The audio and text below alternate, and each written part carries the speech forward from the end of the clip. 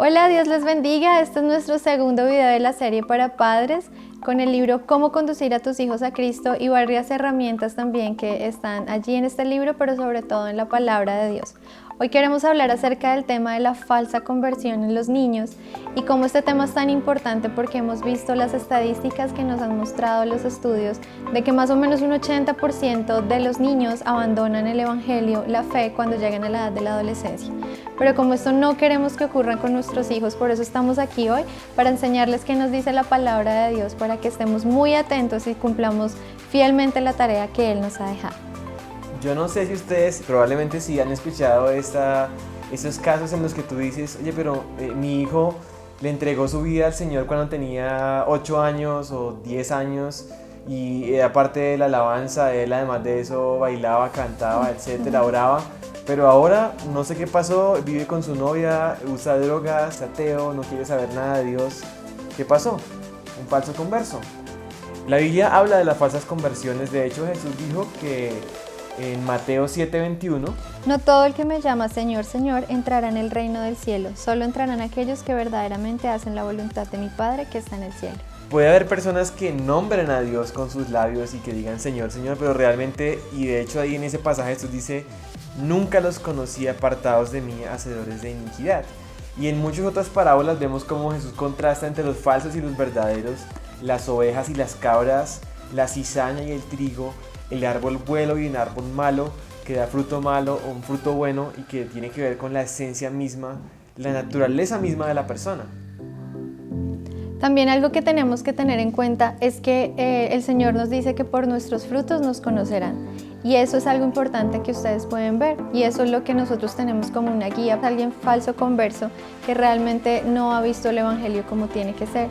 Profesan ser cristianos, pero no tienen ningún cuidado de cumplir lo que prometen, mienten, toman lo que les pertenece de otras personas, no guardan su corazón cuando se trata de la lascivia. Realmente sus frutos son frutos de pecado y no frutos de realmente nuevo nacimiento y una nueva vida. Entonces, aquí hay algo importante que también tenemos que tener en cuenta, los frutos, pero también no solamente los frutos, sino que todo esto parte de la raíz del pecado que está en el corazón. Tenemos que hablar de algo que pienso que en estas épocas nos ha eclipsado y nos ha nublado un poco porque la oración de fe, que ustedes la conocen, muy famosa, quizás es como una forma a través de la cual pensamos que es como una fórmula mágica que tiene un poder mágico para salvar a la persona por repetir la oración. Yo, por ejemplo, en mi caso, cuando era niño y fui por primera vez a la iglesia, recuerdo que solamente a los adultos les permitían hacer la oración de fe. Entonces era como todo un ritual en donde iban a la oficina del pastor y allá oraban y esa era la forma como de wow, mágicamente ya se hicieron cristianos y son salvos. Y yo recuerdo que yo tenía como unos 10 años y yo estaba angustiado porque yo, como era un niño, no me dejaban hacer la oración de fe y yo sentía que entonces no era salvo. Pero eso tiene dos problemas. Uno es que primero le da como a la oración de fe en sí misma como ese poder mágico para la salvación. Segundo, crea una falsa seguridad de salvación, porque crees que porque ya tu hijo ya hizo la oración de fe, entonces crees que ya es salvo y descuidas esa área. Y además de eso, otro grave problema es que la oración de fe reduce el evangelio solamente a ese momento. Como si en ese momento fuera el momento que tú ya creíste el evangelio y ya eso es un momento pasado. Cuando el evangelio es algo así que inicia cuando ponemos nuestra fe en Cristo, pero que continúa por toda nuestra vida. No se reduce a ese momento. Otra cosa que debemos tener en cuenta es cuál es el evangelio que estamos enseñando a nuestros hijos. No es que exista otro evangelio, pero sí probablemente no estamos enseñando el evangelio de la Biblia.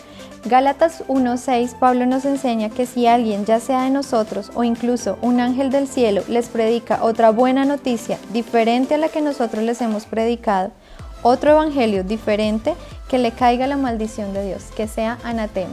Entonces, no es que exista otro evangelio, sino que probablemente el evangelio sea tergiversado, enseñando otra cosa diferente a lo que está aquí escrito en la palabra. Puede ser un evangelio moralista, puede ser un evangelio de felicidad, puede ser un evangelio de prosperidad u otro tipo de evangelio que no hable específicamente de Cristo muerto y resucitado. El evangelio es el poder de Dios para la salvación de todo aquel que cree. Y el evangelio efectivamente es dinamita de Dios para transformar nuestras vidas, pero un falso evangelio no tiene poder para salvación. Ahora quisiera detallar quizás esa aproximación moralista que ha sido muy común en nuestros días, en la que hemos sido muy influenciados, en la que ponemos a las obras como que tienes que hacer, cumplir, etcétera, para agradar a Dios, para acercarte a Dios, para ganar tu salvación. Y entonces hay una cantidad de normas que debes cumplir ahora en la religión cristiana, en donde si instruimos a nuestros niños en esa aproximación, ellos van a quedar con una carga tan pesada que no pueden llevar. Se van a dar cuenta que realmente muy adentro de sus corazones no pueden cumplir esos estándares tan altos que requiere el moralismo, y entonces no tienen una seguridad de su salvación porque realmente no están pudiendo cumplir como lo merecen. ¿Y qué tienen que hacer? Ser hipócritas, empezar a mostrar y aparentar lo que realmente dentro de sus corazones no son. Algunos de ellos se quedan en hipocresía o en esa angustia de no seguridad de su salvación, o otros, por ejemplo, yo digo, son rebeldes con causa, porque se dan cuenta que no van a vivir esa vida de hipocresía y simplemente abandonan la iglesia, abandonan a Cristo y se van porque ellos entienden y saben quiénes son por dentro de sus corazones. Y eso es una lástima. O el otro extremo es cuando ya es una aproximación sin arrepentimiento. Definitivamente solamente están abusando de la gracia y el amor de Dios. Les mostramos un Dios de amor, un Dios que es bueno, un Dios que me ama. Entonces ellos no van a ver realmente la gravedad de su pecado y la naturaleza del pecado, sino que solamente van a creer que Dios está ahí siempre esperándolos, que Dios siempre los ama, que Dios siempre los va a perdonar. Y aún van a decir, no, Dios me perdona y me debe perdonar porque Dios es bueno. Pero nunca logran ver realmente la gravedad de su pecado y de su corazón para presentarte a un Dios que es bueno, pero que también es justo, que también es santo, que también es fuego consumidor y que también demanda de nosotros una integridad en nuestro corazón. No solamente es para decir yo repetí la oración y ya estoy bien con Dios, sino que demanda una vida de integridad. Ese es el caso de una persona que tiene fe, pero sin arrepentimiento, y es otro falso converso. Por eso tenemos que asegurarnos de entender la verdadera naturaleza del pecado y que nosotros mismos como papás nos hayamos arrepentido y seamos auténticamente salvos. Porque si no, entonces vamos a terminar no solamente cayendo nosotros en el hoyo ciegos, sino guías de otros ciegos, y vamos a terminar guiando a nuestros hijos por el camino de perdición. La doble tragedia de los falsos convertidos es que se les engaña haciéndoles pensar que son salvos cuando no lo son. Así que tenemos que examinar en nuestra fe, como 2 Corintios 13:5 nos dice. Pablo nos dice que nos pongamos a prueba y que nos examinemos si realmente estamos en la fe, que nos examinemos a nosotros mismos, así que examinemos a nosotros mismos como padres si realmente estamos en nuestra fe, si realmente hemos creído, entendido y viviendo el Evangelio, para que así realmente podamos enseñarle de esta manera también a nuestros hijos. Así que muchas gracias por ver este segundo video. No olviden conectarse en el tercer video, sigan leyendo el libro, que aquí tiene mucho más profundidad lo que estamos enseñando. Están los versículos, está la enseñanza y muchos ejemplos que le ayudarán a sus hijos para que así los podamos llevar al verdadero Evangelio. Dios les bendiga.